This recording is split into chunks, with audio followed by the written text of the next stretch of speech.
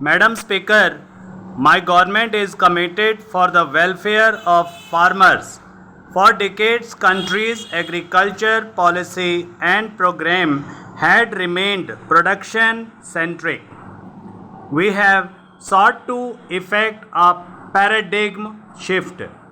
Honorable Prime Minister gave a clarion call to double farmers' income by 2022 when India celebrates its 75th year of independence.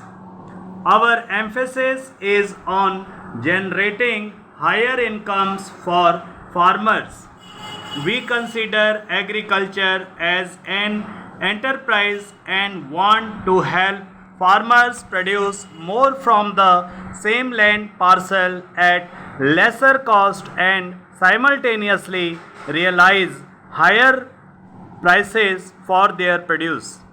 Our emphasis is also on generating productive and gainful on farm and non farm employment for the farmers and landless families. Madam Speaker, as a result of the hard work of our country's farmers, agricultural production in our country is at a record level.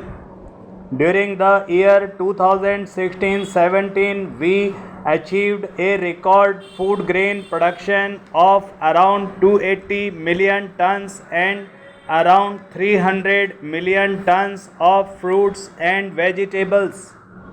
Madam Speaker, in our party's manifesto, it has been stated that the framers should realize at least 50% more than the cost of their produce. In other words, 1.5 times of the cost of their production.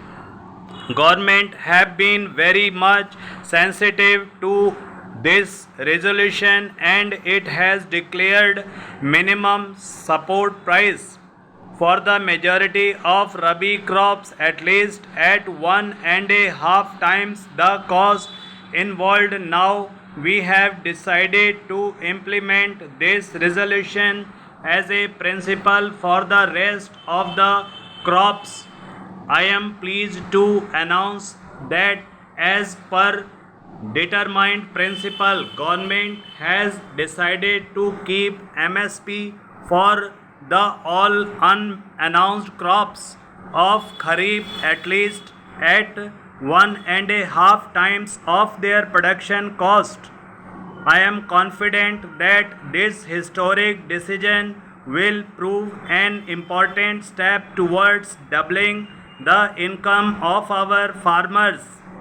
Our government works with the holistic approach of solving any issue rather than in fragment.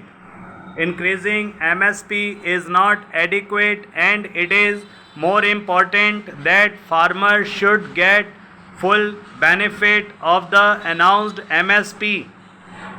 For this, it is essential that if prices of agricultural produce market is less than MSP, then in that case government should purchase either at MSP or work in a manner to provide MSP for the farmers through some other mechanism. For better price realization, farmers need to make decisions based on prices likely to be available after its harvest. Government will create an institutional mechanism with participation of all concerned ministries to develop appropriate policies and practices for price and demand forecast, use of futures and option market, expansion of warehouse depository system, and to take decision about specific exports and imports related measures.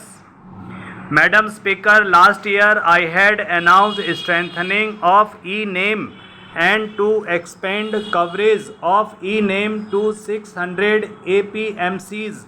470 APMCs have been connected to e-name network and rest will be connected by March 2018. More than 86% of our farmers are small and marginal. They are not always in a position to directly transact the APMCs and other wholesale markets. We will develop and upgrade existing 22,000 rural huts into Grameen agricultural markets. In these markets, physical infrastructure will be strengthened using Manrega and other government schemes. These markets electrically linked to e-name and exempted from regulations of APMCs will provide farmers facilities to make direct sale to consumers and bulk purchasers.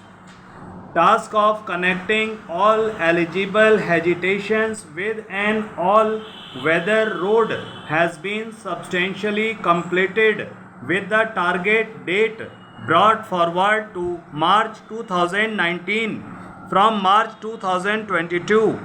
It is now time to strengthen and widen its ambit further to include major link routes which connect habitations to agricultural and rural markets, higher secondary schools and hospitals.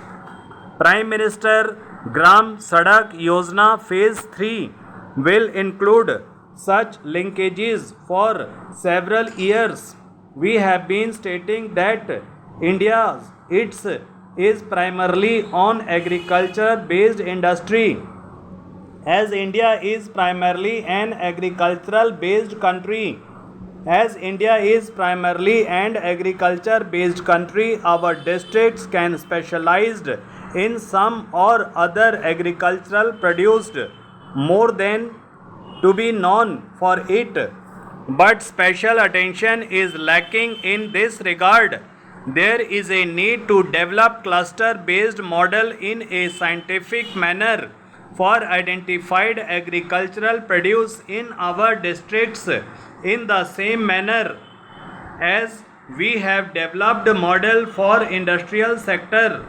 Cultivation of horticulture crops in clusters being advantage of scale of operations and can spur establishment of entire chain from production to marketing, besides giving recognition to the districts for specific crops.